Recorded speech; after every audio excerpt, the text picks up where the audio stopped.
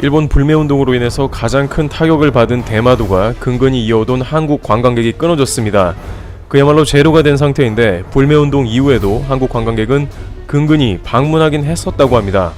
그러나 코로나 이후 일본은 한국을 막아버렸고 대마도는 가장 큰 피해를 본 일본의 소도시가 되었습니다. 대마도시청 문화교류 자연공생과 해아미 히로후미 과장은 한국인 관광객이 대마도 경제에 크게 기여했는데 한일 관계 악화로 관광산업이 공경에 처했다고 말했습니다. 2017년엔 한국 관광객 35만 6천 명이 대마도를 찾아 900억 원가량 경제효과가 발생했고 2018년에는 그보다 더 많은 관광객이 찾아와 경제효과는 더 컸을 것으로 추산한다고 말했습니다. 900억 원이면 생각보다 굉장히 큰 수치임을 알 수 있습니다. 대마도 인구가 3만 명임을 감안했을 때 그냥 단순하게만 계산하더라도 1인당 연간 300만 원을 한국에서 지원한 셈입니다. 만약 4인 가족이라면 연간 1200만 원씩 한국에서 대마도 인구를 먹여 살린 게 아니냐는 이야기도 나오고 있는 것이죠. 불과 2년 전만 해도 한국인들이 대마도에서 쓰레기를 발생시키고 매너가 없다는 등 한국인들을 거부하는 식당이 상당히 많았지만 현재는 한국인 관광객은 말 그대로 제로. 식당들은 빚을 내어 식당을 차렸지만 원금은커녕 이자를 낼 돈도 없는 것이 대마도의 현실인 것입니다.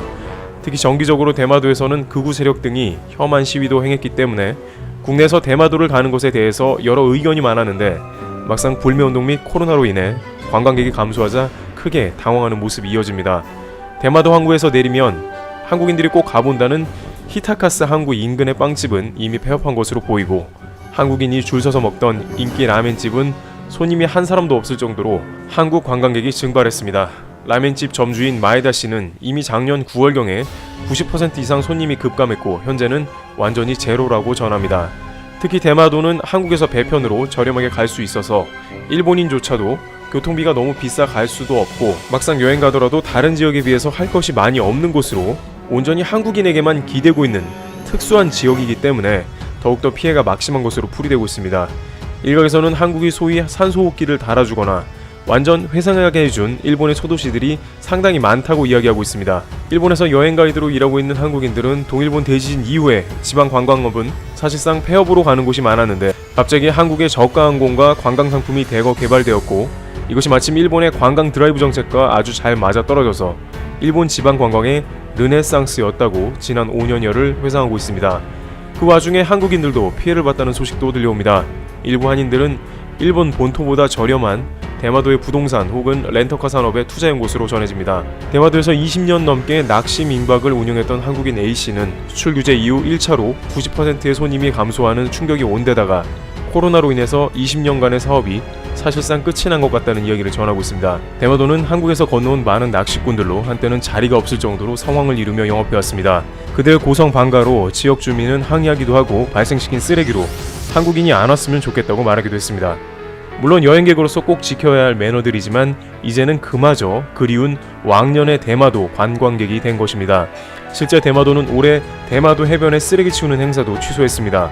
관광객이 없기 때문에 치울 필요도 없다는 겁니다. 한편 이러한 모습은 대마도가 과거의 어업으로 돌아가게 되는 상황을 연출하고 있다고 전해집니다. 원래 대마도는 어업을 주를 이루어 주 소득원이었는데 몇 년 사이에 관광업이 주력이 됐습니다. 한국인의 물밀듯한 방문은 대마도 사람들이 더 이상 배를 타지 않아도 될 정도로 호황을 이뤘다는 말이 되는 것입니다.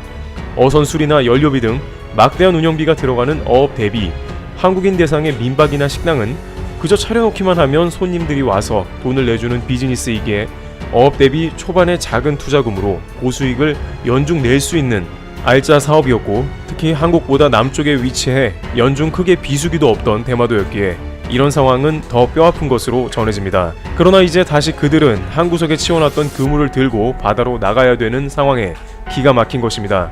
불과 2년 전에는 자신들이 바다로 나가 다시 어획하는 고된 일상으로 돌아갈지는 상상도 못했던 것이죠.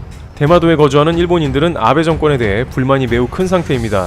수출 규제를 자행한 장본인으로서 자신들의 삶을 책임져 주지도 않으면서 대마도를 말 그대로 침몰시켰기 때문입니다. 아베 총리는 대마도의 일본인들을 어떻게든 넘치게 해서 관광을 활성화시키겠다고 호언장담했습니다만 100만 원 넘는 교통비를 지불하고 대마도에 올 일본인은 실제 거의 없었고 정부는 대출을 받으라고 종용했습니다. 그러나 한때 한국인을 거부했던 일부 대마도 상인들은 과연 지금도 같은 행동을 할 수 있을지 궁금해지는 대목입니다. 트래블 튜브 여기서 마치겠습니다.